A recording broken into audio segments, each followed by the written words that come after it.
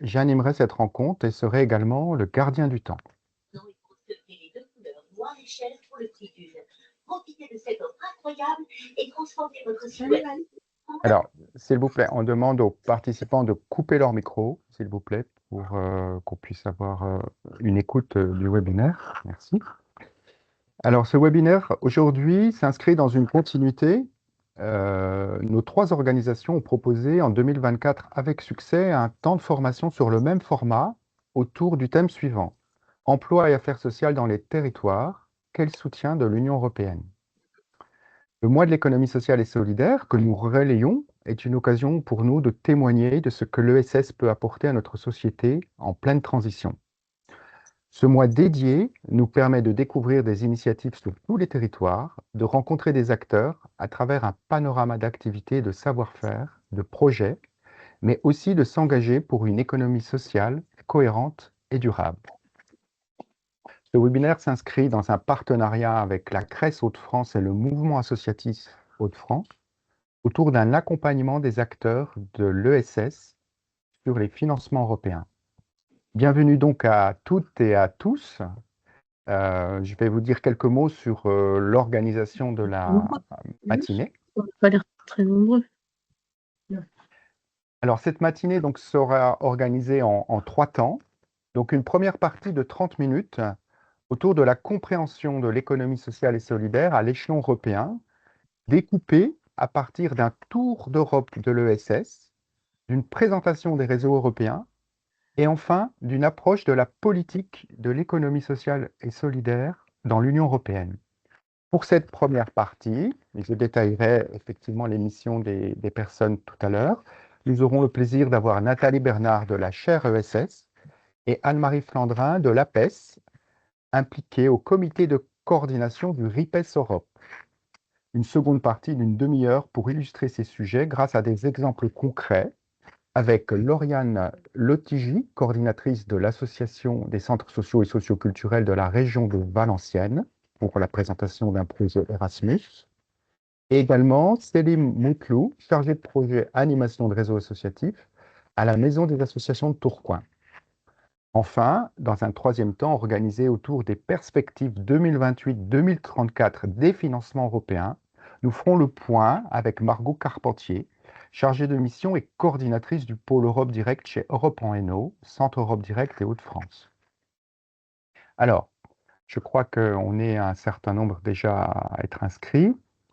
Nous allons bientôt démarrer. Je vais vous dire quelques mots sur ce que sont les centres Europe Direct. Peut-être que certains ne connaissent pas exactement ce Fabien, sigle-là. Oui.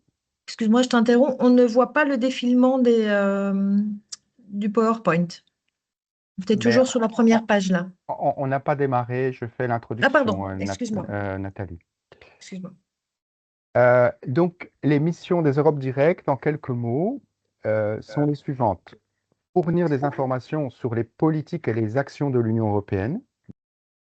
Donc là, ça va vraiment être le sujet d'aujourd'hui, un webinaire sur la compréhension du lien entre Europe et ESS. Autre mission des centres Europe Direct, et qui n'est pas la moindre, écouter les préoccupations des citoyens sur les questions relevant de la compétence de l'Union. Également engager les citoyens autour d'un dialogue ouvert sur l'Union européenne et son incidence dans leur vie quotidienne, dans les territoires. Susciter l'approbation du projet européen et la participation au processus démocratique. Il y a aussi des questions autour de l'éducation civique européenne et l'encouragement à la création d'une sphère publique européenne. Alors, toujours pour préciser ce qu'est Europe Direct, c'est un label octroyé donc par la Commission européenne d'une durée de 5 ans pour conduire ces missions précédemment citées. Et donc, nous invitons éventuellement les participants qui seraient intéressés par les actions des Europe Direct à visiter nos sites internet respectifs et à suivre nos réseaux sociaux pour profiter de ce qu'on peut proposer dans l'année. Alors aujourd'hui, nous avons aussi, à l'occasion de ce webinaire, la chance de vous annoncer que nous venons, nos trois organisations, d'être à nouveau labellisées pour poursuivre nos collaborations. Et donc, ce webinaire est bien organisé par Europe Direct en Hainaut, Europe Direct Bassin Aigné et Europe Direct Interphase Lille Métropole. Voilà. Alors, sans plus attendre, pour démarrer la première partie, nous allons pouvoir commencer. Petite question à Margot. Est-ce que tout le monde est à peu près connecté? On peut démarrer. Margot?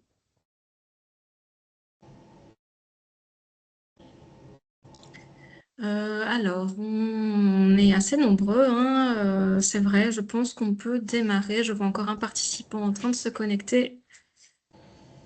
Hop, voilà. Nous sommes à 26 personnes. Hop, normalement, le partage d'écran est activé. Et il est temps de laisser la parole à Nathalie Bernard et Anne-Marie Flandrin. D'accord. Donc, Je vais leur laisser la main oui, sur le partage. D'accord. Donc, pour présenter plus précisément Nathalie Bernard de la chaire ESS, donc cette chaire ESS est une chaire intéressante dans le sens où elle est à la fois interuniversitaire et interdisciplinaire, c'est une chaire locale. Et donc la chaire ESS a une mission d'encourager et de valoriser les travaux, les pratiques et les recherches sur les questions d'économie sociale et solidaire. L'idée de cette chaire aussi, c'est de devenir un pôle d'excellence régionale en matière de recherche et de construire un dialogue permanent avec d'autres expériences, à la fois en France et à l'international. Alors ça tombe bien parce que justement, nous allons parler d'Europe. Et donc, j'ai un grand merci à Nathalie Bernard qui sera aussi secondée par Anne-Marie Flandrin, qui est membre du bureau de l'APES. L'APES signifie donc Acteurs pour une économie solidaire. Et donc, l'APES, c'est un réseau régional également qui a pour mission d'accompagner les acteurs de l'ESS pour améliorer leurs pratiques et consolider leur modèle économique et aussi animer les territoires pour développer l'ESS grâce à une montée en compétences des collectifs d'acteurs et des collectivités publiques. Voilà. Merci beaucoup et je te laisse la main. Nathalie, tu peux commencer. Merci beaucoup Fabien, ravi d'être là aujourd'hui. Est-ce que vous voyez bien mon écran tout le monde? Si oui, je vais commencer. Donc il s'agit de vraiment un panorama assez large de ce que c'est que l'ESS en Europe. Hein, c'est un petit peu la commande. C'est pas, ça va pas être une étude très précise dans chacun des pays comment ça se passe, mais au moins d'avoir une vision un petit peu globale.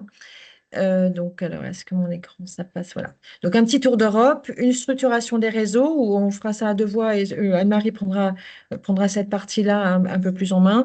Et la politique européenne de l'ESS, c'est ce qu'on peut voir aujourd'hui. Donc, un petit tour d'horizon d'abord. En Europe, on ne parle pas d'économie sociale et solidaire. Donc, il y a vraiment des visions assez différentes dans les pays européens pour plein de raisons. Notamment des raisons historiques, diversité de traditions, diversité de racines, diversité d'habitudes, d'usages, voire même enfin, de comportements sociaux. Et puis aussi, bon, dans toute l'Europe de l'Est, une vision très différente parce que des interdictions pendant très longtemps de se réunir, d'avoir des groupements de personnes qui pourraient être, tout comme en France au 19e d'ailleurs, des opposants aux États. En attendant, le terme donc d'économie sociale et solidaire en Europe, c'est plutôt économie sociale, c'est plutôt social économie, mais quand on entend le terme social économie en Europe, ça veut quand même dire économie sociale et solidaire. Donc c'est social economy, third sector, non-profit sector, non-profit organization, social business. Il y a quand même et derrière ces termes, ça veut quand même dire quelque chose en termes de signification. Il y a eu une politique volontariste de l'UE ou des États qui varie et dans le temps et selon les États, et de grandes disparités nationales, comme je l'ai dit tout à l'heure, pour des raisons historiques, traditionnelles, sociopolitiques, voilà. Et des différences d'institutionnalisation aussi, mais j'y reviendrai. Une reconnaissance quand même globalement assez forte dans l'Union européenne. À la question, avez-vous entendu parler de social economy? Les taux de réponse positifs sont quand même tous supérieurs à 50%, avec des taux très élevés plutôt dans les pays du Nord. En France, là où il y a une reconnaissance institutionnelle. Quelle structure, toujours sur la même enquête réalisée en mai 2025, quelles structures connaissez-vous? Les gens répondent bien sûr les associations, mais aussi les fondations, les coopératives, les mutuelles et les entreprises sociales, sachant que toutes ces notions, je reviendrai très très rapidement après, ne veulent pas dire exactement la même chose parce que les statuts juridiques de ces différentes organisations sont différentes selon les pays. Et la moitié des Européens et Européennes sont engagés dans une organisation de l'ESS. Alors, il y en a qui sont comme bénévoles, donateurs, donc c'est considéré dans l'enquête comme faisant partie de l'économie sociale et solidaire, usagers, membres, voilà. Donc, quand même une bonne reconnaissance. En France, vous savez qu'il y a 20 millions de bénévoles qui sont dans des associations donc, ou d'autres structures, puisque les coopératives ont aussi un certain nombre d'associations. Voilà, donc c'est des choses qui sont quand même assez reconnues au niveau européen. Donc, pareil, des visions très différentes, comme je l'ai dit. Donc, une vision plutôt social business anglo-saxonne, donc vraiment liée à l'entrepreneuriat social, par exemple aux Pays-Bas ou en Suède. Un positionnement plutôt en complément ou en alternative au système dominant, comme en France, où on dit que l'économie sociale et solidaire est entre l'État et le marché. Donc, quand l'État ne peut pas répondre et que le marché ne peut pas répondre non plus, l'économie sociale offre une réponse aux besoins du territoire et aux besoins des personnes.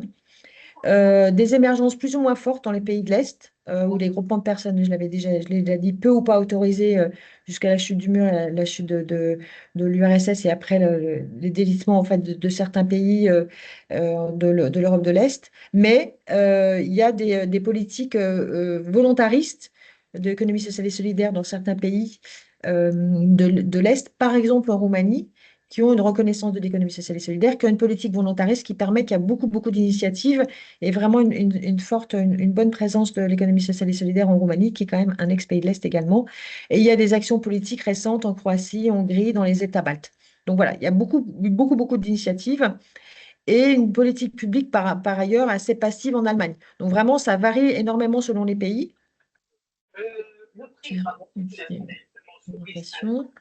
Voilà, avec l'exemple je voulais faire un petit focus sur l'Allemagne, où par exemple, on peut considérer que c'est un pays en termes d'économie ou d'organisation économique un petit peu identique à la nôtre, mais en réalité, dans l'Allemagne, je l'ai dit, c'est assez passive. Ils considèrent l'économie sociale et solidaire plutôt sur une économie du bien commun. Donc, c'est assez différent de chez nous, mais qui reste avec des indicateurs strictement financiers et monétaires. Donc, encore une fois, il y a moins l'idée d'innovation sociale, d'action sociale sur l'économie sociale et solidaire en Allemagne. Ils mesurent le bien commun au sein des structures. Voilà. Donc, il y a 400 entreprises qui ont eu recours à cette notion de l'économie du bien commun, qui n'est donc pas comme chez nous, une économie sociale et solidaire faite d'associations, etc. Donc, voilà, c'est vraiment une initiative des entreprises et des collectivités et avec beaucoup de disparités régionales au sein de la fédération allemande. Vous savez, les États, enfin les fédérations, sont assez indépendantes les unes des autres. Mais par exemple, en 2015, alors c'est très difficile, je reviendrai après, mais c'est assez difficile d'avoir des données dans certains pays sur l'économie sociale et solidaire. Voilà, en 2015, il y avait 860 000 emplois, dont 7 500 entreprises, voilà, et 22 millions de personnes qui étaient engagées dans cette économie du bien commun, un petit peu différente de ce qu'on apprend chez nous. On a parlé d'institutionnalisation tout à l'heure, ça veut dire l'institutionnalisation, c'est la reconnaissance de l'économie sociale et solidaire dans les différents pays, donc qui est très variée et avec des notions juridiques, encore une fois, et des définitions juridiques des différents statuts qui sont très différentes. Vous savez qu'en France, la loi de l'ESS reconnaît association, fondation, coopérative et mutuelle, c'est défini, mais ces notions-là, elles sont très différentes. Donc en Europe, par exemple, la loi ESS, il y a une loi ESS en 2011 et en 2016 en Espagne et en Grèce, qui sont donc avant nous, enfin pour l'Espagne en tout cas avant nous. Une loi économie sociale entre 2008 et 2013 dans les trois régions belges, pardon, en 2013 au Portugal. Voilà. Donc des institutionnalisations quand même qui avancent en Europe, mais il n'y a aujourd'hui encore aucune loi en Allemagne ni en Italie qui s'appelle loi ESS ou loi ES dans ces pays-là. Des définitions et des statuts juridiques très variés, je l'ai dit, les coopératives et associations, avec des contours et des définitions et des situations fiscales surtout qui sont différentes. J'y reviendrai à la fin parce il y a des tentatives pas d'harmonisation, mais de possibilités de coopération transfrontalière qui naissent un petit peu. Et par exemple, la Société de coopérative d'initiative sociale au Portugal, qui est exclusivement réservée à la santé, à l'éducation, à la culture ou de nature sociale. On ne peut pas avoir de coopérative d'initiative sociale sur un autre domaine. L'entreprise sociale d'insertion professionnelle en Finlande, par exemple, qui concerne que les travailleurs handicapés au chômage depuis longtemps. Voilà. Donc, il y a vraiment des définitions et des possibilités d'ouverture de structures et de développement de structures qui sont très différentes. La coopérative sociale en Pologne, qui concerne la réintégration sociale et professionnelle des personnes sans emploi et ou handicapées, exclusivement. Voilà, et par exemple, une structuration juridique qui existe en France, qui existe en Italie aussi, par exemple, mais peut-être pas forcément dans d'autres pays, c'est la SIC, la Société coopérative d'intérêt collectif, qui permet au sein d'une coopérative d'avoir des parties prenantes qui sont aussi bien des entreprises privées, des associations, des usagers, bien sûr, des salariés et des collectivités territoriales. Donc, c'est un cas de structuration juridique qui est un peu spécifique par exemple. Donc, c'est difficile aussi d'avoir, il n'y a pas d'unité en termes de statut et de typologie de structure. Alors, pour avoir des chiffres, enfin, on le reverra après, parce que le plan européen, c'était d'avoir des chiffres. C'est pas toujours facile, mais bon, voilà. Les associations, donc au niveau européen, c'est environ 3 800 000 différentes associations dans l'Union européenne, et avec 90% d'organisations de l'ESS, qui représente, pardon, 90% des organisations de l'ESS, mais c'est assez similaire à la France, et environ 6 500 000 personnes salariées dans ces structures. Les coopératives représentent à peu près 250 000 coopératives dans l'Union européenne et 163 millions de coopérateurs et coopératrices. Voilà, les parts variables dans les secteurs d'activité selon les pays, par exemple. Donc, j'ai pris deux exemples. En l'agriculture, dans le domaine agricole, vous savez qu'en France, les coopératives sont très, très présentes dans le milieu de l'agriculture, pas toujours avec des comportements vertueux, mais en tout cas, elles sont très présentes. Mais aux Pays-Bas, c'est 83% des structures de l'agriculture qui sont des coopératives. 80% presque en Finlande, voilà, 50% en France. Par exemple, dans le milieu bancaire, c'est 50% en France. Vous n'ignorez pas que les grandes banques comme le Crédit Agricole, le Crédit Mutuel, la Caisse d'épargne et la Banque Populaire, je n'ai pas toutes les citer, mais je vais en citer un certain nombre pour qu'il n'y ait pas de publicité particulière, font partie de l'économie sociale et solidaire puisqu'elles ont des sociétaires, elles sont mutualisées, elles sont coopératives, donc elles font partie de l'économie sociale et solidaire. C'est donc 50% de l'activité bancaire en France qui sont des coopératives, 35% à Chypre, 35% en Finlande, etc. Voilà, donc des représentations très très différentes selon les secteurs d'activité dans les différents pays. Et dans des pays, c'est zéro, voilà. Mais voilà, donc sur les coopératives, des activités différentes. Sur les mutuelles, pareil, 25% du marché européen de l'assurance, surtout en Europe du Nord et en Europe de l'Ouest, donc chez nous par exemple, sont des mutuelles et 70% des sociétés d'assurance sont sous forme mutualiste. Voilà. On a parlé 25% du marché et 70% des sociétés d'assurance. Ça veut dire qu'il y a des grosses sociétés d'assurance qui ne font pas partie de l'économie sociale et solidaire, mais qui ont une grosse part de marché. En revanche, petite faute là, statut de mutuelle, par exemple, n'est pas reconnu de même manière dans tous les pays de l'Union européenne. Voilà, ça ne passe pas. Arrêtez-moi si vous avez des questions au fur et à mesure, ou alors on prendra peut-être les questions à la fin. Justement, je ne l'ai pas dit dans le propos introductif, Mm. Nathalie, j'en profite pour compléter à l'oral ce que je viens de redire dans le chat. Nous avons pensé organiser le webinaire comme suit. Si vous avez des questions sur les participants, posez-les par écrit. Maxence d'Europe Direct Bassin Minier est en charge de l'organisation et de reformuler les questions après chaque temps de webinaire. Donc, posez-les dès maintenant si vous avez des questions. Et à l'issue de la présentation de Nathalie et d'Anne-Marie, on aura éventuellement, s'il y a besoin, une série de questions. On aura 5 minutes pour ça. Voilà, merci. Parce que du coup, je ne vois pas le chat avec le mode présentation. Voilà. On Donc sur les fonds. reformulera, voilà. Oui, sur les fondations, je vais dire quelque chose sur les fondations. Donc, 147 000 fondations pour 61 milliards d'euros de dépenses. Donc là, j'ai mis des petites étoiles parce que les chiffres sont de la Fondation de France, mais datent de 2012. J'ai pas pu trouver des chiffres plus récents. Donc voilà, il y a des données qui ne sont pas toujours évidentes, qui ne sont pas forcément consolidées au niveau européen et qui ne sont pas toujours évidentes à recueillir. Et enfin, les entreprises sociales, donc environ 240 000 entités et qui sont opératrices de l'économie sociale, voilà, dont l'impact principal est d'avoir un impact social. Il n'y a pas vraiment de définition tout à fait commune ou de périmètre commun et de recensement commun. Donc, c'est des chiffres qui sont un petit peu à prendre avec des pincettes, mais bon, ça donne quand même des ordres d'idées assez générales sur ce qui se passe, sur ce qui se passe dans l'économie sociale et solidaire et au niveau européen et des données vraiment très globales qui sont basées sur le rapport du CIRIEC. Donc, en fin de présentation, j'ai un certain nombre de liens où on peut retrouver les données et éventuellement creuser plus une fois qu'on est sur les sites. Donc, il y a 4,3 millions d'entreprises de l'économie sociale et solidaire dans l'Union européenne. Donc, 97,7% sont des structures par statut, pardon. Donc, les 4 familles de l'ESS que j'ai citées tout à l'heure.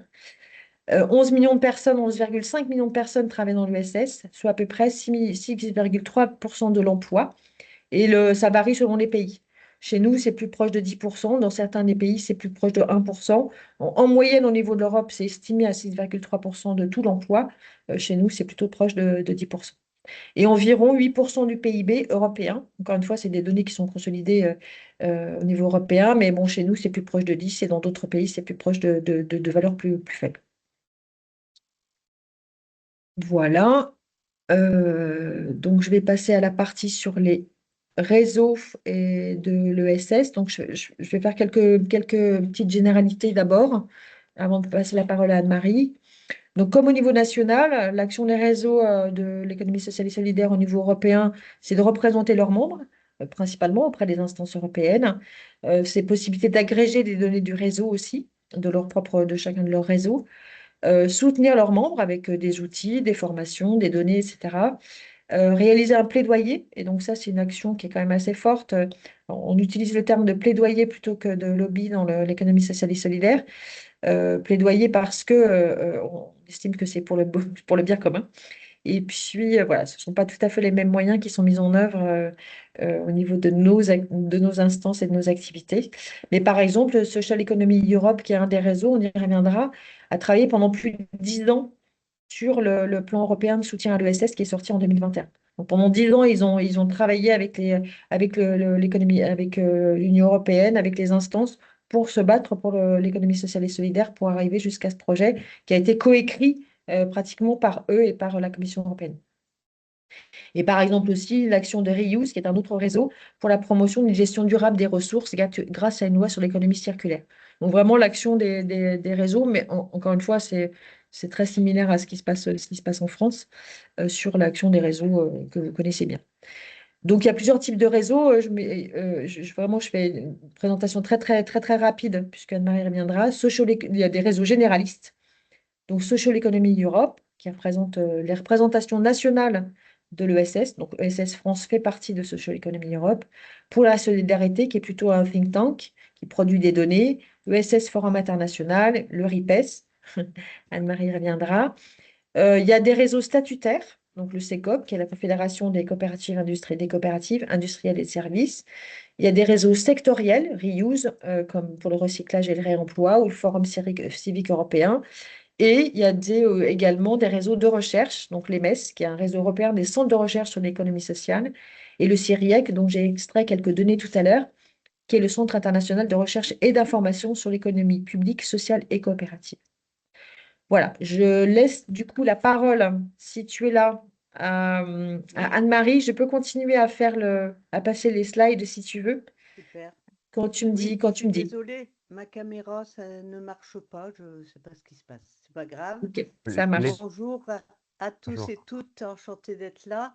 Je vais juste vous présenter un peu le réseau européen RIPES et puis les réseaux avec lesquels le RIPES travaille. Donc le RIPES, c'est le réseau européen de l'économie solidaire, on va dire sociale et solidaire, mais surtout solidaire en fait dans les faits. Je vous fais référence à ce que Nathalie vient de dire sur les définitions. Actuellement, donc, on a 16 pays qui sont présents, hein, donc de la Finlande à la Grèce, en passant par l'Italie, le Portugal, la Croatie, la Pologne, la France, l'Espagne, l'Allemagne, la Tchéquie, la Hongrie, j'en oublie quelques-uns, je ne sais plus lesquels. Et puis, c'est aussi 40 réseaux plus sectoriels, thématiques, on va dire, qui sont nationaux ou intersectoriels.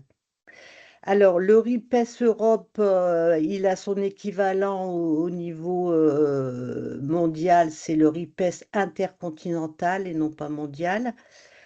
Voilà, donc le RIPES Europe, il a mis en place un petit bijou dans le contenu, au moins pas dans la présentation parce que c'est pas très sexy, mais un centre de ressources européen de l'ESS qui s'appelle socioeco.org.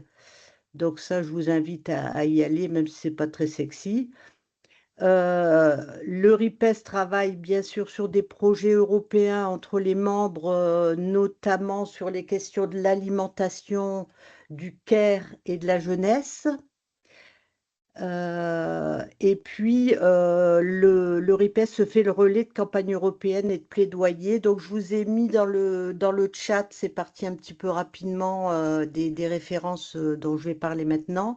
Alors, les campagnes sur l'alimentation, c'est en cours là, de signature, si vous voulez aller voir. Good Food for All, avec qui on travaille pas mal. Donc, un autre plaidoyer, c'est contre le réarmement en Europe. Alors là, je fais une petite, enfin, c'est pas une parenthèse justement, mais le 1er mai 2025, la Commission européenne a supprimé son unité dédiée à l'ESS au sein de la DG Gros.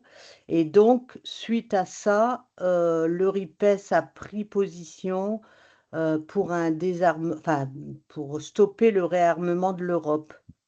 Parce que la balance n'y était pas pour l'économie solidaire, pour tout ce qui est bien-être et sécurité des populations.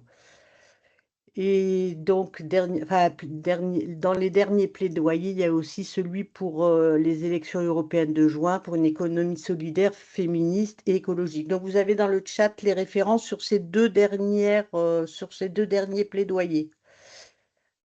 Voilà. Alors, tu peux avancer, Nathalie. Donc, le RIPES travaille avec le réseau européen Ecolis. Alors, Ecolis, c'est un réseau d'initiatives communautaires sur le changement climatique et le développement durable qui part des communautés qui agissent pour des systèmes durables, démocratiques et résilients, et pour les placer au cœur des politiques européennes. Donc, l'idée, c'est d'influencer les politiques européennes et nationales dans ces domaines-là, du changement climatique et du développement durable. On peut avancer. Ensuite, tu peux avancer, Nathalie. Donc après, le RIPES travaille avec Community for Local Green Deal, donc la Com for LGD. Donc c'est financé par l'Agence européenne de l'éducation et de la culture. Ça réunit donc plusieurs réseaux. Là, je vous ai mis les logos pour donc Community for Local Green Deals. C'est à la fois Ecolis dont je viens de parler, c'est ICLEI, pardon, qui est le réseau des gouvernements locaux et régionaux en faveur du développement urbain durable. C'est Gène Europe que vous avez plus à gauche, là, c'est le réseau des éco-villages. Vous avez l'Université de Lisbonne, c'est le CEI-ISCTE, pardon. Vous avez Econ qui est le réseau, Econ c'est le réseau de l'Europe centrale et de l'Est. Donc, ça revient à ce que tu disais, Nathalie, d'une organisation qui commence à se faire dans ces pays-là. Et enfin, ELAD, qui est l'association européenne des leaders, donc leader étant, étant le programme, on va dire, de développement rural. Voilà. Et puis pour terminer, bah, juste, je reviens sur Social Economy Europe, donc dans lequel le RIPES est également. Bon, Nathalie a déjà pas mal développé, j'en resterai là-dessus. Donc juste pour rappeler qu'au départ, c'était CMAF, la Confédération européenne permanente des cultures mutuelles, associations et fondations, qui s'est transformée en 2008 en Social Economy Europe. Voilà, merci à vous. Merci beaucoup, Anne-Marie. Alors, Merci Anne-Marie.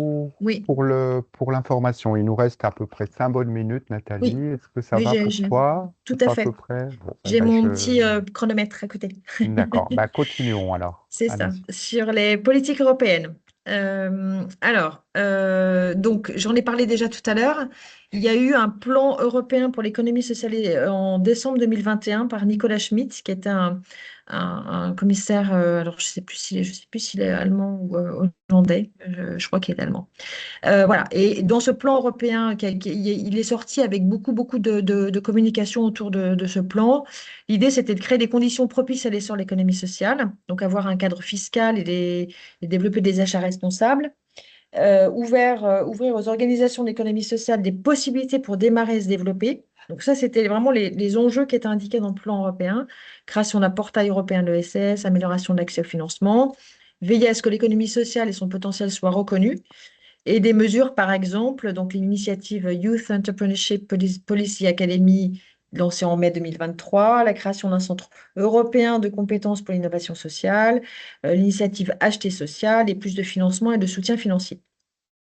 Et donc ça, il est sorti avec beaucoup de bruit, beaucoup de communication, donc c'était très positif pour plein de choses. Il y a un intergroupe ESS au sein du Parlement européen et il y a eu pareil du plaidoyer et pour qu'il soit recréé à la suite des élections européennes de l'an dernier, puisqu'il existait avant les élections de 2024. Et il a été recréé et il fonctionne, donc un intergroupe, c'est-à-dire que quelles que soient les positions politiques des personnes du Parlement européen, ils se regroupent pour parler économie sociale et solidaire avec différents pays et différents groupes politiques. Il y a eu donc plus récemment une trajectoire de transition pour la proximité et l'économie sociale de la Commission européenne. Donc tout ce dont je vous parle là, ce sont des mesures ou des textes qui ont été émis par la Commission européenne. Donc cette trajectoire de transition, je lis un petit peu mes notes parce que voilà, ça recensait 14 domaines d'action dans la transition écologique. Par exemple, l'écologisation des infrastructures et des opérations commerciales, par exemple des pactes verts locaux et de la transition donc écologique et de la transition numérique, par exemple partage des données, gestion des données, etc., etc. Et listait 30 actions spécifiques. Donc ça, c'était en 2022. En 2023, il y a eu une recommandation du Conseil relative aux conditions cadres pour l'économie sociale et en novembre 2023. Voilà, donc il y a eu aussi j'en parlais, je l'ai mentionné tout à l'heure, il y a eu un projet de directive européenne pour la reconnaissance d'associations transfrontalières. Donc je vous l'ai dit, les structures juridiques sont identiques, sont différentes, donc ça complique les coopérations transfrontalières. Alors que les sociétés privées lucratives, on va dire, n'ont pas de souci, c'est plus compliqué pour les associations. Donc il y a eu une adoption en première lecture, mais à ma connaissance, j'ai fait quelques recherches, il y a beaucoup de discussions depuis. Ça n'a pas été, ça a pas été adopté complètement. Et une fois que ce sera adopté, il faudra l'adopter dans les législations locales. Donc, ce n'est pas pour tout de suite. Mais en tout cas, il y a quand même des choses qui se passent là-dedans. Et puis, il y a quelques évolutions récentes qui sont plus inquiétantes. La fermeture de l'unité dédiée à l'ESS au sein de la Direction générale pour le marché intérieur, l'industrie, l'entrepreneuriat et les PME qui s'appelle DG Grow. Et là, c'est un pilier du soutien à l'innovation sociale et à la croissance inclusive. Donc là, ça veut dire que l'ESS devra trouver un autre positionnement au sein institutionnel, au sein une autre direction, par exemple celle de l'emploi et des affaires sociales. Mais du coup, ça restera un petit peu, en tout cas aujourd'hui, il n'y a plus de direction générale qui représente vraiment l'ESS, et ça, c'est pas un très bon signe. Dans les autres signes qui ne sont pas très positifs, il y a également la réduction des financements du Green Deal européen. Bon, on le dit souvent, mais le l'ESS est très, très présent en termes de transition, notamment de transition écologique, puisqu'on est quand même près des territoires. Et du coup, ça pose des questionnements sur les financements. Il me reste une petite minute. Qu'est-ce que j'ai après? Voilà. Il y a eu. Alors, donc ça, c'était la partie institutionnelle, on va dire. Mais il y a une grosse, un gros plaidoyer des structures de l'économie sociale et solidaire dans les différents pays et au niveau européen aussi. Il y a eu une feuille de route pour l'économie sociale et 25 recommandations à l'Union européenne qui a été faite en février 2024. Il y a des conférences ESS pratiquement à tous les changements de présidence européenne. Vous savez que les présidences européennes changent tous les 6 mois. Et il y a eu une grosse conférence de l'ESS à Strasbourg en 2022. Il y avait 3 ou 4 000 personnes. Il y a eu à Saint-Sébastien, à Göteborg en 2023, à Liège en 2024. Je n'ai pas listé les plus récentes. Mais voilà, les acteurs de l'économie sociale et solidaire se réunissent dans le cadre des présidences de l'Union européenne. Et ça, c'est important. Et juste une petite mention au niveau international. Il y a eu l'adoption d'une résolution par la Conférence internationale du travail pour reconnaître le rôle de l'ESS. Il y a eu l'adoption d'une résolution à l'ONU, promotion de l'économie sociale et solidaire, en avril 2023. Et enfin, il y a eu une déclaration générale de représentants avec des appels aux instances ONU, Union européenne, les différents États, et une déclaration internationale de la jeunesse pour l'ESS pendant le Forum mondial de l'économie sociale et solidaire qui s'est déroulé à Bordeaux très récemment, le mois dernier. Et je crois que ça fait 30 minutes et 13 secondes. Et voilà. Et ça, je mentionnais à la fin la représentation de la région Hauts-de-France à Bruxelles. Mais bon, peut-être que vous connaissez ça aussi bien que moi, les missions de la région auprès de la Commission européenne, le plaidoyer de la CRES en Hauts-de-France qui défend donc des financements avec des besoins d'avance de trésorerie, que les financements européens, vous y reviendrez peut-être après, mais ne payent pas toujours en avance et donc ça pose des questions de trésorerie aux structures. Et la simplification des procédures administratives également et un plaidoyer de SS France au travers de Social Economy Europe pour avoir un commissaire européen à l'économie sociale et solidaire et continuer l'implémentation du plan de 2021. Voilà, j'ai fini. Merci beaucoup, Merci beaucoup. Nathalie, pour cet Merci. riche exposé. On apprend beaucoup de choses et je crois qu'on est vraiment dans la thématique du mois de l'ESS. En tout cas, un grand merci sur cette fameuse et belle présentation. Je vais passer la parole à Maxence. Est-ce que Maxence, tu aurais Oui, repéré des questions à partager aux intervenants, s'il te plaît? tout à fait. Nous avons quelques questions. Une première de Mathieu Legrand qui se décompose en deux petites questions. Quelle est la part du bénévolat dans les structures de l'ESS et dans quelle mesure le bénévolat permet de maintenir ce modèle économique ESS?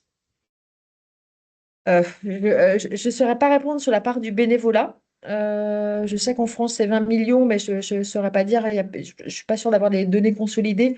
C'est un petit peu ce que je disais tout à l'heure. Il y a eu dans le plan de 2021, il y avait l'idée d'avoir des données consolidées. En tout cas, moi, je ne les ai pas trouvées récemment. Et oui, le modèle économique de l'ESS, il tient en Europe comme en France sur le bénévolat aussi, mais pas seulement, il tient aussi sur le financement public. Donc, c'est compliqué de répondre à la question. Je sais pas trop donner de réponse très, très précise. Très bien. Nous avons aussi une question de Muriel qui était le plan Schmitt a donc-il été très influencé par la conception allemande de l'ESS? Je dirais pas forcément, parce que la conception allemande de l'ESS, elle est très entrepreneuriale. Alors, bien sûr, les conceptions de l'ESS, c'est aussi pour créer de l'emploi, c'est aussi pour créer de la transition écologique, on est d'accord, un petit peu comme en France quand même. Mais non, le plan de 2021, il a plutôt quand même été bien travaillé par Social Economy Europe, c'est ce que je disais tout à l'heure, avec des influences espagnoles, notamment que le président de Social Economy Europe est espagnol. Il y avait enfin, 2 Espagnols, des Belges, enfin voilà. Donc non, je dirais que non, le plan de 2021, je ne le ressens pas comme étant influencé que par l'Allemagne. Très bien. J'avais donc une dernière question aussi qui était plus générale de Claire Sardin-Vergès de l'Europe Direct Pyrénées qui demandait si les PowerPoint allaient être partagés à la fin du webinaire. Ce qu'on a dit, c'est il serait envoyé sur demande plutôt que partagé largement. Voilà, donc demandez-le à vos interlocuteurs et puis on l'enverra. Pas de souci. D'accord. Merci. Donc, Ah, on va merci Claire. Oui, Nicolas Schmetti, luxembourgeois. d'accord. On a des gens d'ailleurs de l'Europe, hein, puisqu'on a des gens du Luxembourg et aussi de différents lieux en France. Donc, c'est aussi un séminaire national international. Donc, je suis heureux qu'on puisse intéresser différents territoires en France. On va entrer plus précisément dans des exemples de projets qui, j'espère, vont nourrir nos savoirs sur les projets européens et encourager les uns et les autres à aller vers des financements européens. Donc, on va enchaîner avec Lauriane Lotigi, donc, qui est coordinatrice de projet à l'Association des centres sociaux et socioculturels de la région de Valenciennes. Et donc, autour du programme Territoire zéro chômeur, Lauriane va nous présenter en 10 minutes son projet. Et juste après ces 10 minutes, on aura éventuellement 5 minutes de questions, toujours dans le chat, pour ceux qui aimeraient interroger et préciser ce projet-là. Donc, je vais donner la parole, si c'est possible, et si on est prêt techniquement, à Lauriane. Vous m'entendez? Est-ce que vous m'entendez? Oui, Oui, oui, oui, oui. on Oui. t'entend. Alors, bonjour à tous et tous. Merci à Europe en Inno, Interface, Maison de l'Europe Douai, Europe Direct pour ce webinaire qui est fructueux en ressources. Et un grand merci aussi à l'agence Erasmus+ de France Éducation Formation et le programme Erasmus+ pour, voilà, pour mettre en œuvre ce beau projet qu'on porte. Et je tenais aussi à remercier Europe en Inno, Margot Carpentier et son équipe d'avoir pensé à notre projet dans le cadre d'Erasmus+, et de nous appuyer tout au long de ce projet, de la phase d'idéation jusqu'à la phase de réalisation et d'évaluation. Alors moi, je viens d'arriver sur le poste le 3 novembre, donc je vais essayer d'être synthétique et je m'excuse par avance si j'écorche des noms, si j'oublie de citer des personnes parce que tout le monde a sa place dans l'écosystème de notre projet, que ça soit TZC, la SSRV ou Erasmus+. Donc, je vais vous rappeler le cas de la candidature auquel nous avons répondu, simplement dans la mobilité des apprenants et du personnel d'éducation des adultes. C'est un projet de partenariat simplifié avec comme co-rédacteur de cet appel à projet Christophe Lemoine, mon prédécesseur, hein, qui a pensé le projet, avec Muriel Noro, qui est chargée de mission à Forem, qui est l'Office wallon de la formation pro et de l'emploi, donc un service public belge qui est nos interlocuteurs. Et cet appel à candidature, Margot Carpentier nous a aidés, Anne Lescroer, ma directrice du pôle insertion et innovation, Virginie Dumont, qui est assistante de gestion, et Magali Reden Santos, qui est chargée de communication à la CSRD.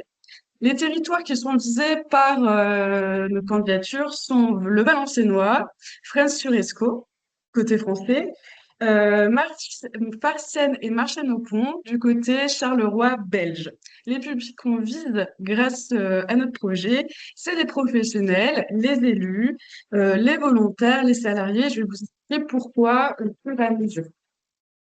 Donc, il faut savoir que je suis coordinatrice de projet TZCLD, Territoire zéro chômeur longue durée, comme a pu le dire nos accueillants. Et je travaille pour l'SSRV. Donc, la SSRV, qu'est-ce que c'est? C'est l'association des centres sociaux et socioculturels de la région de Valenciennois. Donc, il y a 15 centres socioculturels, enfin sociaux et socioculturels sur le territoire, donc sur la porte du Hainaut et l'agglomération valenciennoise, donc c'est le bassin du Valenciennois. On a 3 micro-crèches, un pôle de ressources d'éducation populaire, un pôle d'insertion et d'innovation sociale auquel j'appartiens, et un pôle de formation. Et nos valeurs, en tant que salarié de la SSRV, qui nous tient vraiment à cœur, c'est la solidarité, la dignité humaine et la démocratie. Donc, cela répond en fait un peu à l'axe d'inclusion émise par le programme Erasmus+. Et pour ce petit topo, je travaille pour le dispositif TZCLD. Qu'est-ce que c'est TZCLD? C'est trois principes. Personne n'est inemployable. C'est l'emploi qui peut être adapté. Ce n'est pas le travail qui manque. On peut créer des travaux utiles, d'utilité sociale, d'utilité écologique, sans être mis en concurrence avec le secteur économique classique.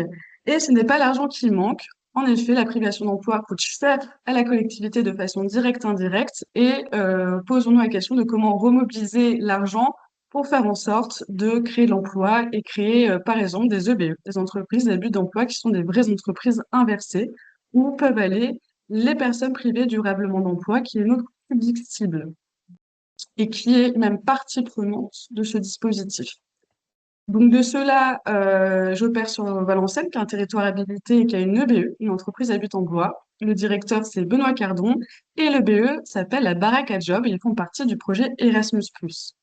Et il y a aussi Fresnes-sur-Escaut, qui est un territoire émergent, qui fait des belles avancées et qui fait partie du projet en tant que territoire et bénéficiaire du programme. Donc sur Fresnes-sur-Escaut, il faut savoir que la présidente, c'est Madame Delcroix, qui est aux affaires sociales. Sur Valenciennes, la présidente du comité local pour l'emploi, c'est Madame Loriot, qui est une élue aux politiques sociales, du bien vivre ensemble, de la solidarité intergénérationnelle. Donc, comment on opère? On a des commissions. On a une commission de parcours, activités pour suivre les personnes privées d'emploi durablement et créer des activités utiles au territoire. Et des comités locaux de l'emploi où président les personnes, par exemple, dont je vous ai parlé, sur chaque territoire. Donc, il faut savoir qu'on travaille en bonne intelligence. En tout cas, on essaye, hein, c'est vraiment beaucoup de co-construction. C'est un élément phare de l'ESS. Donc, c'est multipartenarial, nos commissions, nos comités. Il y a des personnes du secteur économique, social, l'insertion par l'activité économique, les services publics de l'emploi. Et ensemble, on essaie de réfléchir, de rendre opérationnel le dispositif TZCLD.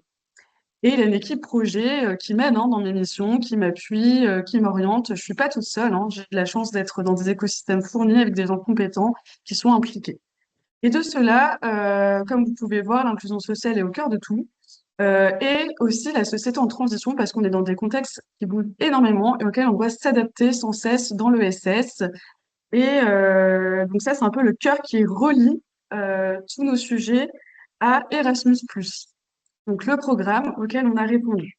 Et pour aller plus loin que ça, en fait, avec les territoires belges, on se pose vraiment la question de la coopération transfrontalière.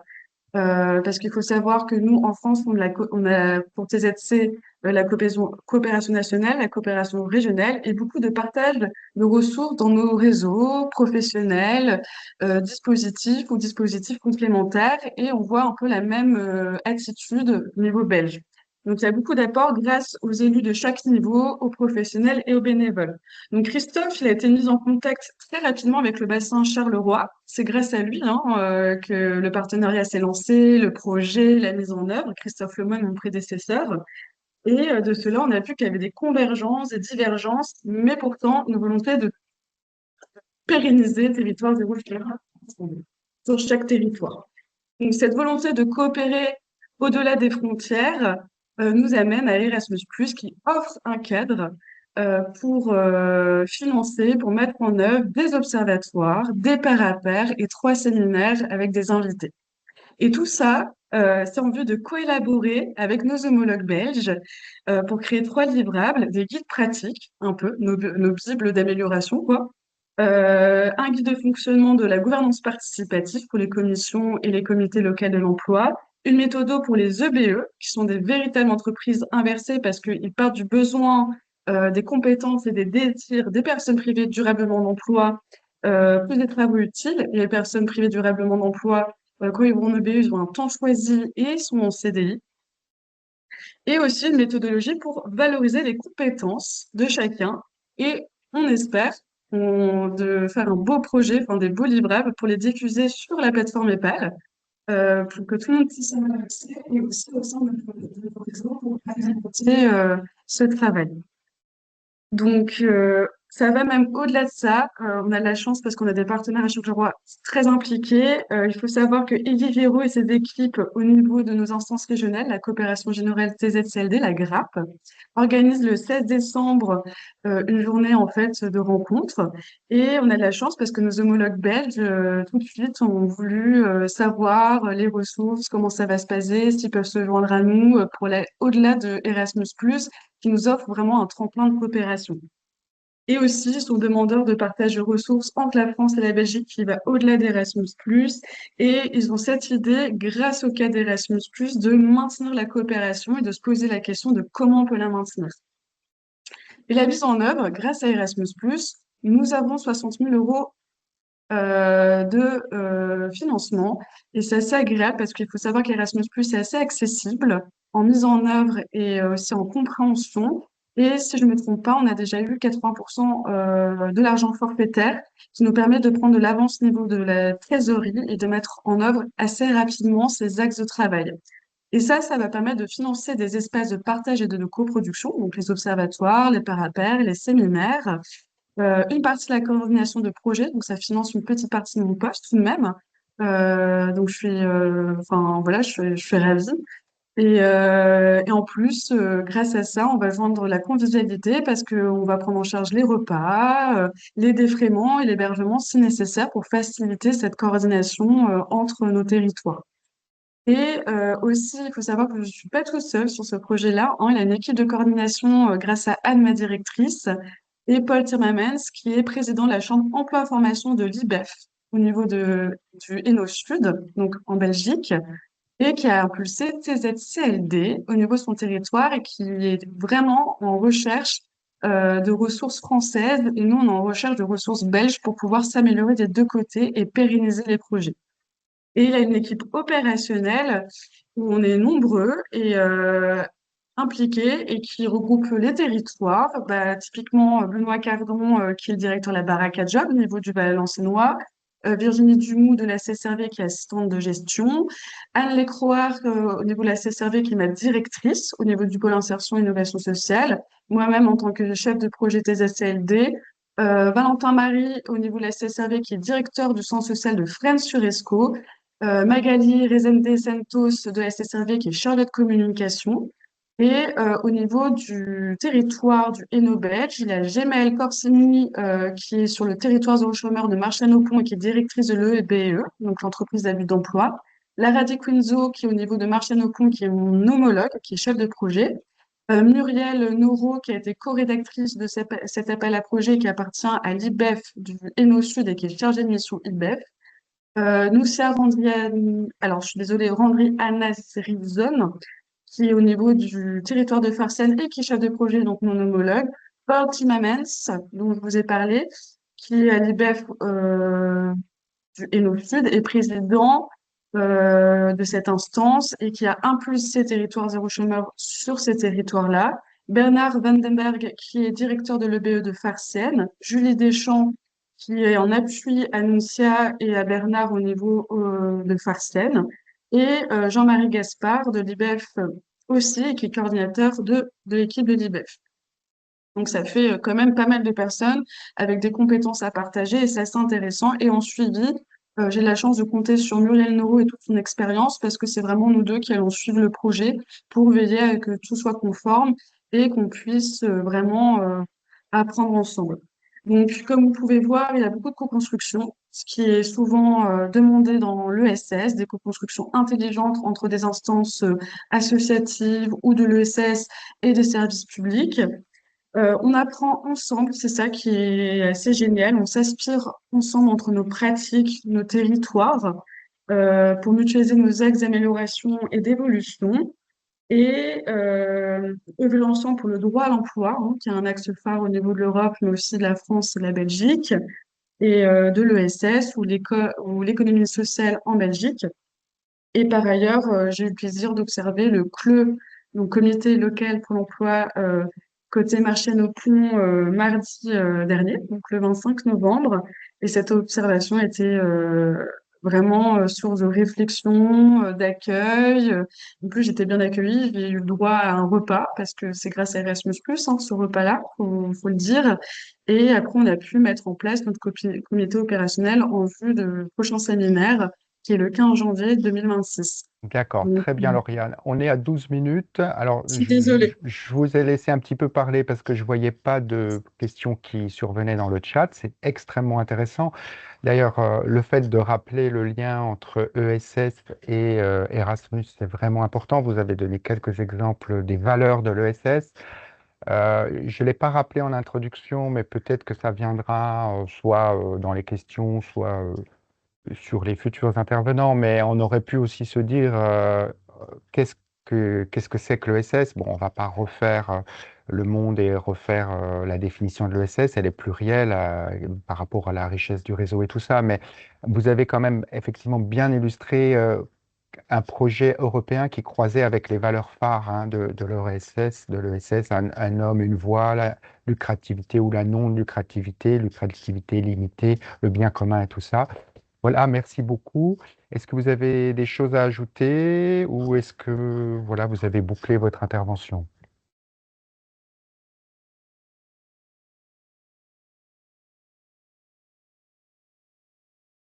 Vous avez besoin de compléter quelque chose ou c'est bon pour vous? Non?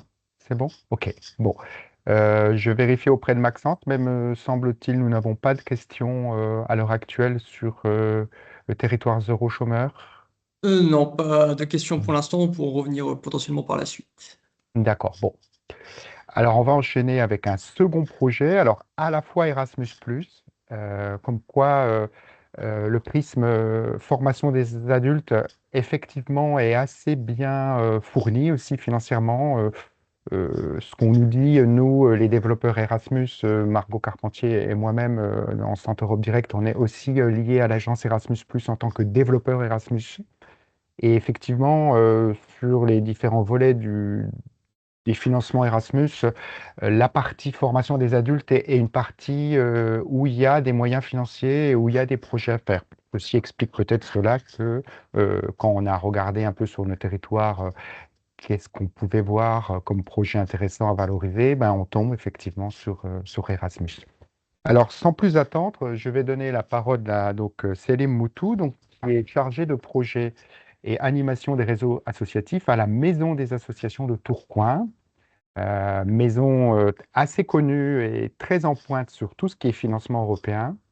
Donc, merci beaucoup, Célim, donc pour ta participation. Et je crois que tu as une présentation écrite en même temps qu'un petit pitch à nous proposer en 10 minutes et même formule que tout à l'heure, 5 minutes de questions s'il y en a. Oui, bonjour, merci Fabien. Est-ce que vous m'entendez déjà? Oui. Ok, très bien, parce que tout à l'heure, j'avais un souci ordinateur. Très bien. Je vais vous partager déjà mon écran. Et en même temps, merci beaucoup à vous pour l'organisation de la journée, pour l'invitation et aussi pour les témoignages précédents. Et Laurien aussi, merci pour ton témoignage parce que c'était intéressant de voir notre projet européen sur l'insertion professionnelle, justement. Je vous partage mon écran.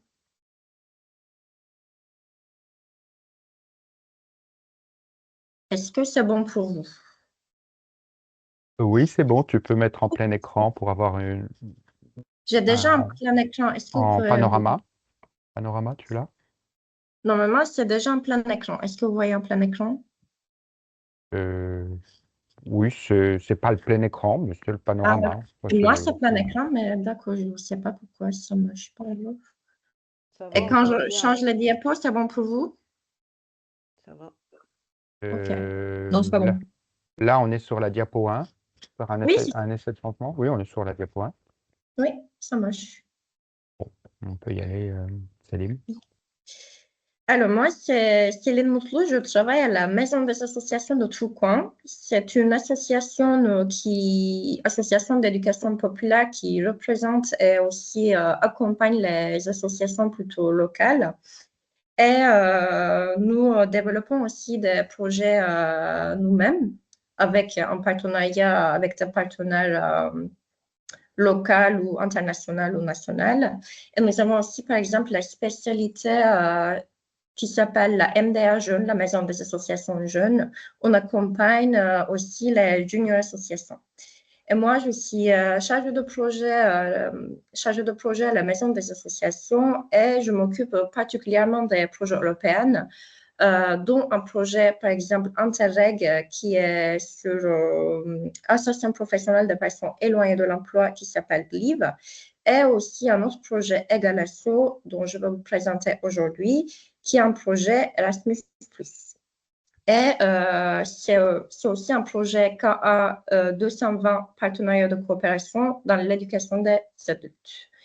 En fait, Egalasso, c'est un projet Erasmus+, et il a été réfléchi pour justement promouvoir l'égalité de genre dans les associations. Et pour vous donner un peu le contexte, comment ça a été réfléchi, en fait, la jeunesse du projet, c'est un constat comme quoi dans les associations au niveau européen, il y a des importantes inégalités de genre, notamment. Par exemple, les femmes sont sous-représentées dans les postes à responsabilité haute, où il y a des secteurs plutôt genrés, comme par exemple le secteur sportif ou également le secteur de santé ou le secteur social, où les femmes sont plutôt sous-représentées.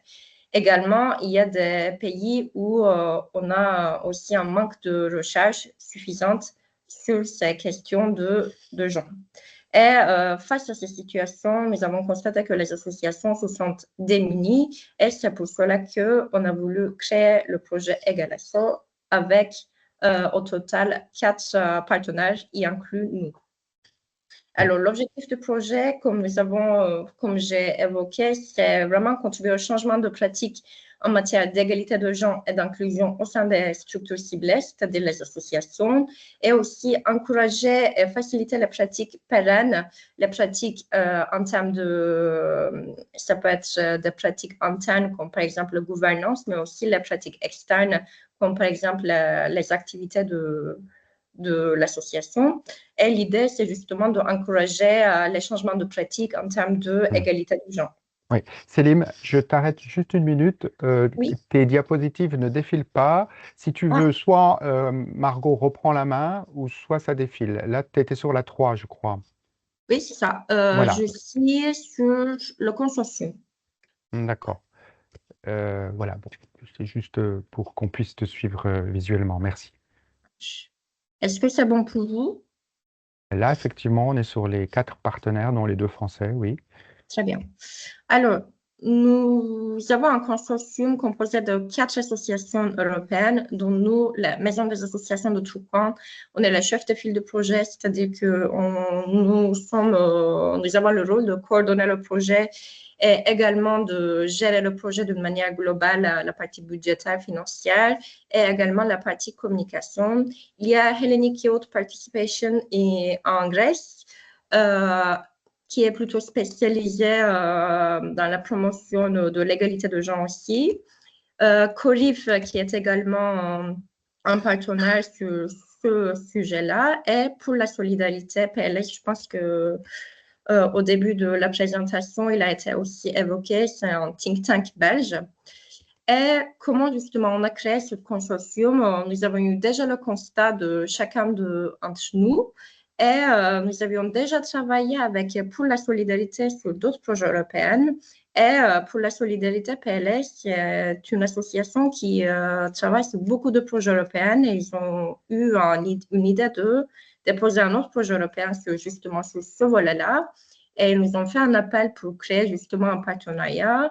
Et nous, on connaissait déjà Corif, par exemple, et du coup, Corif a été intégré aussi dans le consortium. Et notre partenaire en Grèce, ils ont été aussi intégrés dans le projet par le PLS. Et alors, au final, nous avons constitué notre groupe. Et peut-être je peux vous parler, si on avance dans le projet, dans la diapo suivante, peut-être je peux vous parler vite fait aussi concernant la phase de candidature, sachant qu'en fait, nous avons déposé le projet 2 fois parce que quand on a déposé le projet la première fois, il n'a pas été accepté parce que Agence Erasmus+, ils travaillent avec des notations. Et quand on a déposé le projet, en fait, on n'a pas pu dépasser la note 70 pour être sélectionné par l'agence. Et par contre, les évaluateurs et les évaluatrices, ils nous ont donné aussi des remarques par rapport à ce qui n'allait pas dans notre projet. Et en fait, on a développé le projet, on a amélioré justement les points qui manquaient et on a pu redéposer le projet une deuxième fois en faisant attention justement aux remarques. Et en deuxième fois, notre projet a été sélectionné. Et peut-être on peut passer au diapo suivant, qui est sur le financement Erasmus+. C'est un financement qui dure 2 ans, entre 2024 et 2026, sachant que le projet a commencé en novembre 2024. Et c'est un financement forfaitaire, ça veut dire qu'on reçoit de l'argent par livrable. C'est-à-dire que, comme par exemple, tout à l'heure, Lauriane a parlé de 3 livrables qui sont en train de développer aussi. Et pour les 3 livrables, nous recevons de l'argent. Et également, par exemple, pour la gestion de projet. Et aussi pour les salaires, pour les événements, pour la communication. C'est vraiment un financement forfaitaire qui est fixe. Mais en fait, le financement qu'on touche, c'est vraiment dédié aux activités de projet, aux livrables du projet. Et sur 2 ans, nous touchons 250 000 € pour 4 partenaires. Et évidemment, en fait, dans les projets européens, il y a aussi la nécessité de recherche de cofinancement, ce qui est aussi un autre sujet important.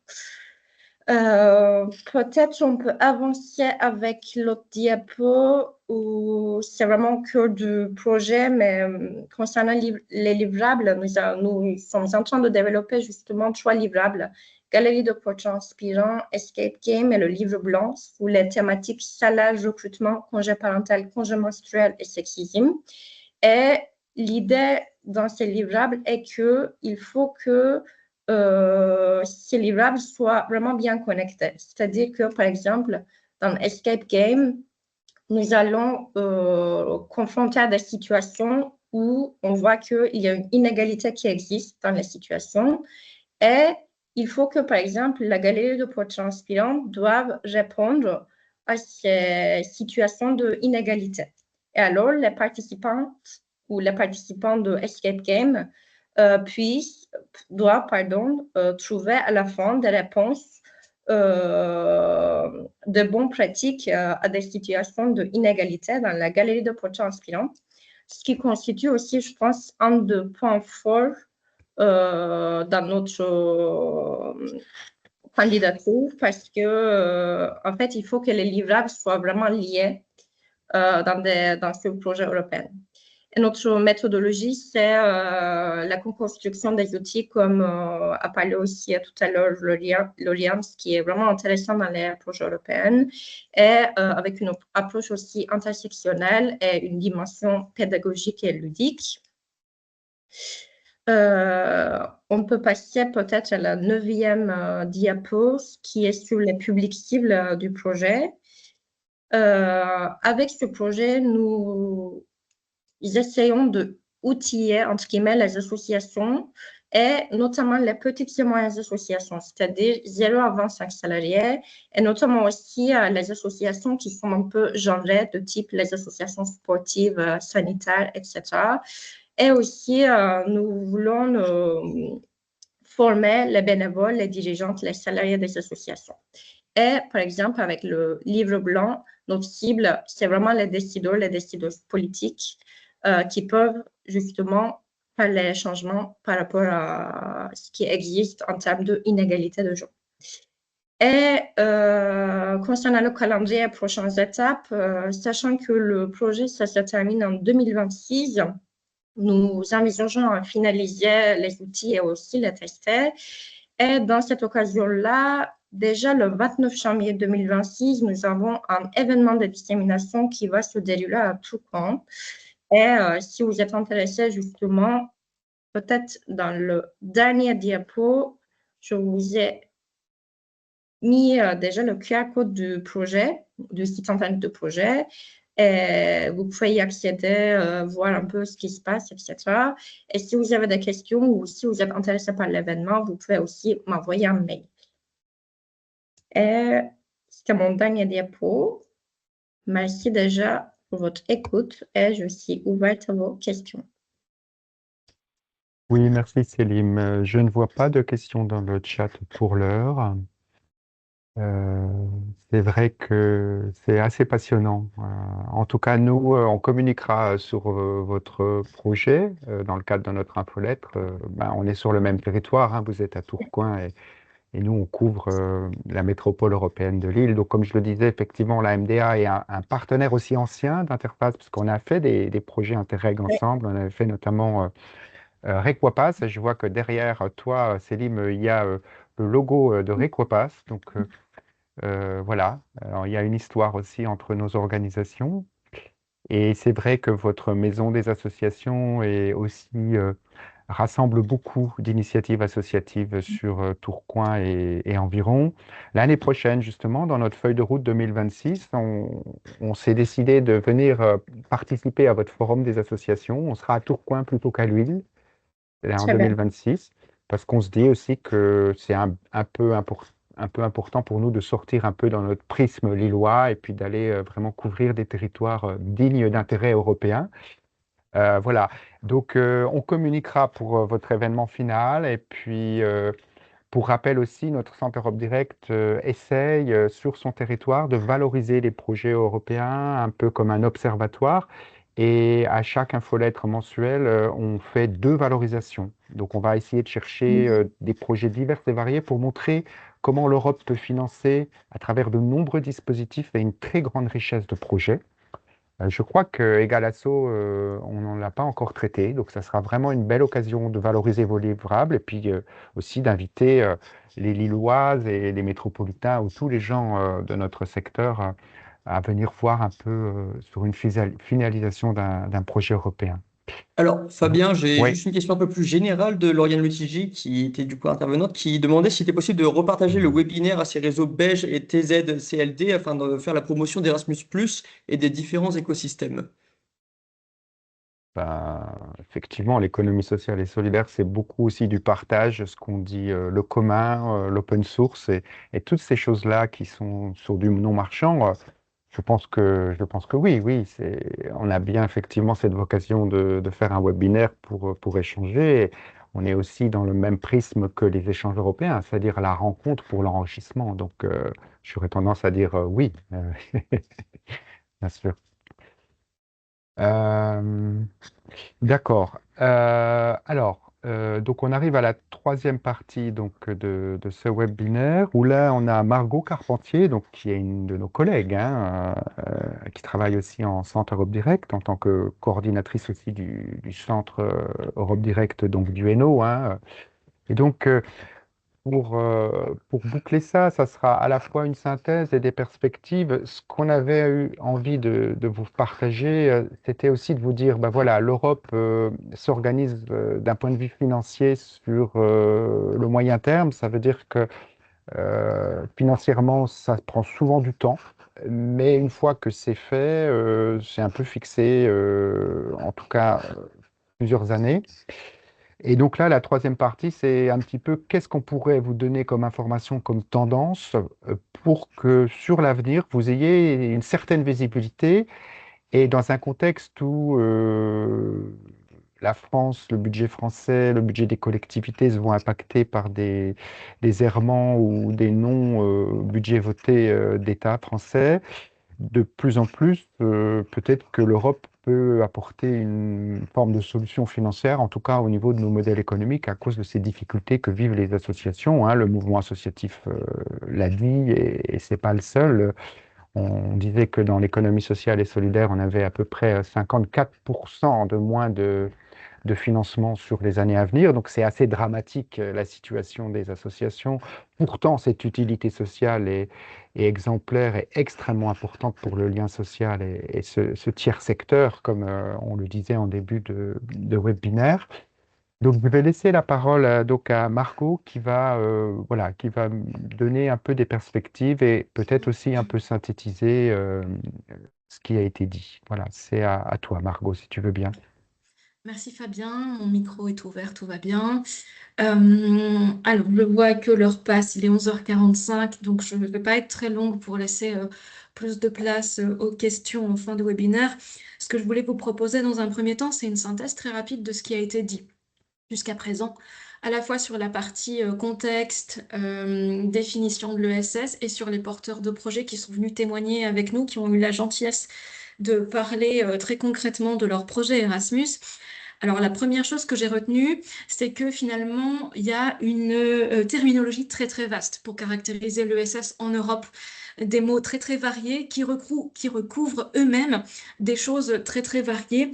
Il n'y a pas un seul terme pour faire référence à ce domaine d'activité qu'est l'ESS. Et j'ai envie de dire aussi que avec ces 27 pays de l'Union européenne, il y a autant de réalités différentes finalement, avec des politiques plus ou moins volontaristes. On l'a vu avec quelques focus sur certains pays. L'ESS est globalement bien reconnu. On l'a vu avec cette enquête des chiffres clés. C'était fort intéressant, très riche. Mais voilà, les politiques ESS, les dispositifs qui sont abordés différemment selon chaque pays de l'Union européenne pour des raisons, des contextes institutionnels, politiques, historiques. Ça, c'était pour la partie, je dirais, terminologie. C'est quelque chose de très important finalement. Et je dirais qu'au niveau européen, dans les textes européens, c'est le terme économie sociale qui revient, plus que ESS. Ensuite, sur la partie réseau, ce qu'il faut retenir, c'est que on peut solliciter ces réseaux-là. C'est important de faire remonter nos besoins de territoire, nos préoccupations. Les réseaux sont là pour faire du plaidoyer. C'est un terme que j'ai retenu tout à l'heure, avec sans doute un réseau important, Social Economy Europe, qui défendent leurs intérêts, leurs besoins auprès des instances européennes. Il y a tout un tas de réseaux thématiques que l'on peut solliciter. On a parlé d'alimentation, de réemploi, d'environnement. Donc une grande variété de réseaux thématiques présents partout en Europe. Sur les politiques européennes, on a vu aussi un certain nombre de choses. Ce que j'ai retenu, c'est quand même le plan européen pour l'économie sociale de 2011, où il est question de favoriser un plus grand essor de l'ESS, une plus grande reconnaissance. L'Europe prend des engagements là-dessus. Il y a quelques évolutions qui inquiètent cependant, notamment dans les directions générales de la Commission européenne, où trouve précisément ce domaine d'activité. Ce que j'ai retenu sur la seconde partie, sur les témoignages, on voulait absolument faire témoigner des porteurs de projets qui s'engagent là-dedans, qui s'engagent dans l'ESS, pour vous proposer des choses tout à fait concrètes. Comment ils ont travaillé au niveau transnational, au niveau européen avec leurs partenaires, comment ils travaillent cette question-là. On a vu que essentiellement il s'agissait de d'échanges de pair à pair, d'observatoires, de méthodologies de travail.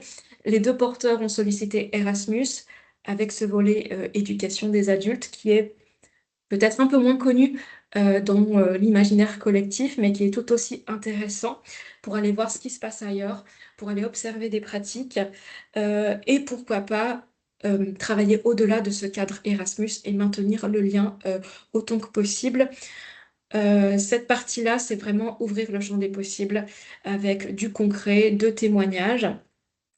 On est dans les deux cas dans de la co-construction, bien évidemment, avec de la production de livrables.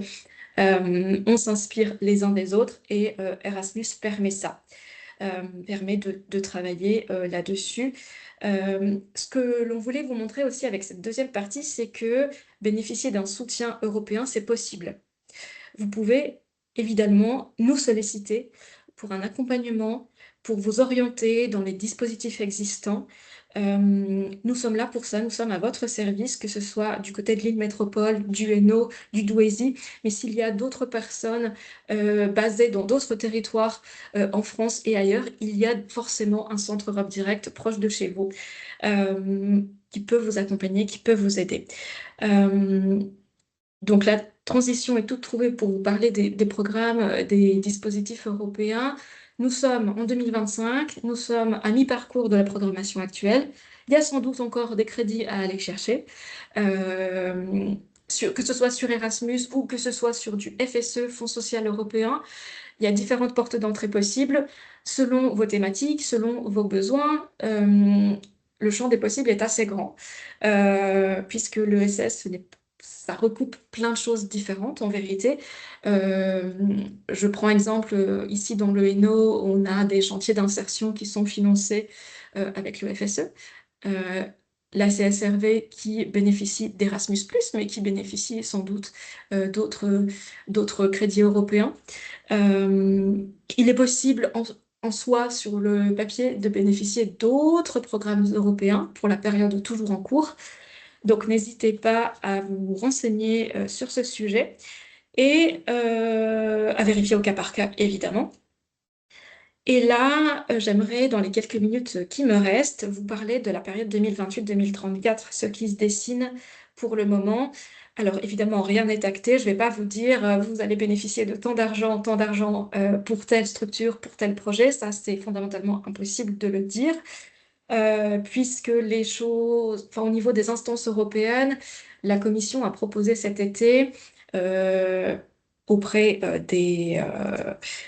a proposé, pardon, le futur budget européen 2028-2034, qui doit encore être négocié et approuvé, évidemment,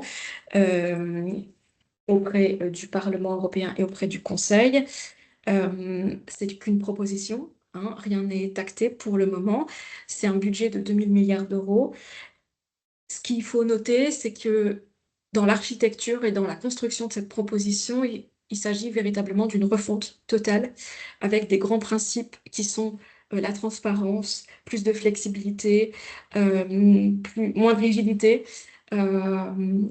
simplification, modernisation. Ça, ce sont les grands principes de cette proposition avec plusieurs rubriques. Je ne vais pas vous donner des chiffres parce qu'on n'a pas le temps et je vais essayer d'être la plus pédagogue possible dans cette présentation. Mais dans les différentes rubriques du budget, on retrouve de l'Erasmus, on retrouve toujours le FSE, on retrouve les fonds structurels évidemment. Et ça, c'est une bonne nouvelle, ça existera toujours, c'est une proposition, ne l'oublions pas, avec des budgets qui sont augmentés sur Erasmus. Ça veut dire que c'est toujours un programme qui est pertinent. Et d'ailleurs, c'est sans doute le programme le plus emblématique de l'Union européenne et c'est aussi le programme qui est le plus concret, entre guillemets, aux yeux des Européens. Donc voilà, il y a différentes rubriques à travers ce budget 2028-2034. Il y a une proposition qui a été faite cet été, des négociations qui vont arriver pour une entrée en vigueur, pardon, au 1er janvier 2028, pour une période de 6-7 ans. Donc tout cela est à suivre évidemment de très près. N'hésitez pas à nous suivre aussi pour vous tenir informés des évolutions. Vous n'êtes pas seul si vous souhaitez solliciter des financements européens. Les centres Europe Direct sont à votre disposition, sont à votre service. Donc n'hésitez pas à nous solliciter où que vous soyez pour en savoir plus sur ce futur budget. Je ne voulais pas rentrer dans trop de détails parce que le temps nous est imparti, mais le programme Erasmus est toujours cité, le FEDER est toujours cité, le FSE est toujours cité.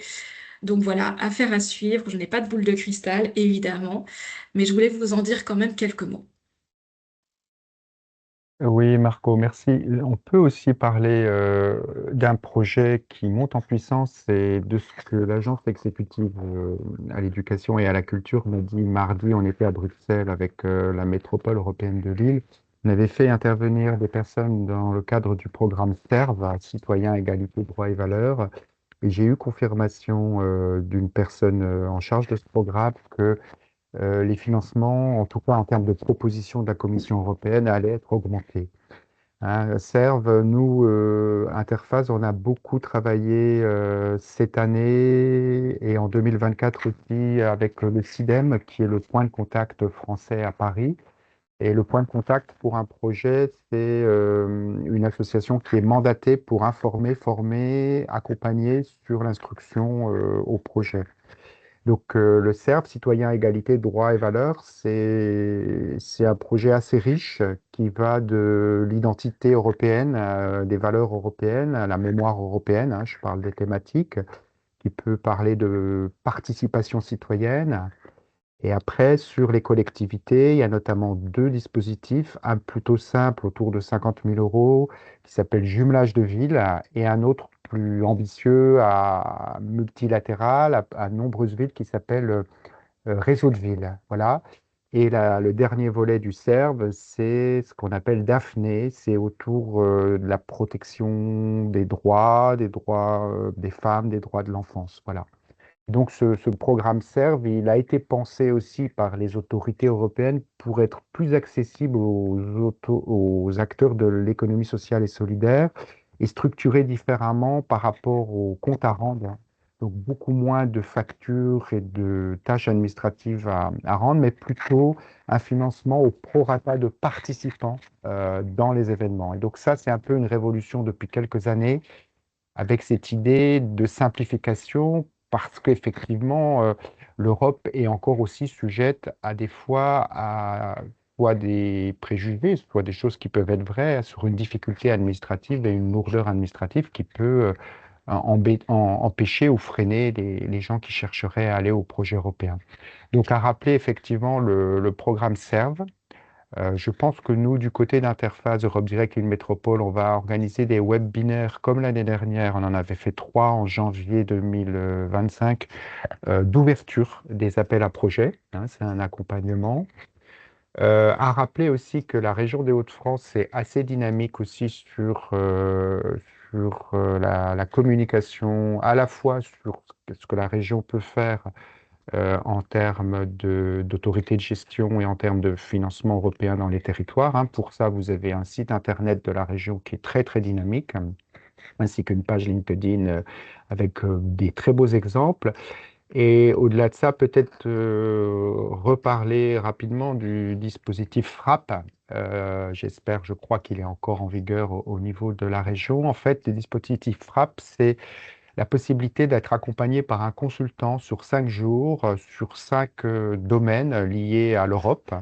Et du coup, c'est une demande que les organisations d'économie sociale et solidaire peuvent faire à un service dédié, le service FRAP de la région. Et voilà, vous avez un consultant qui va vraiment vous aider à monter votre projet.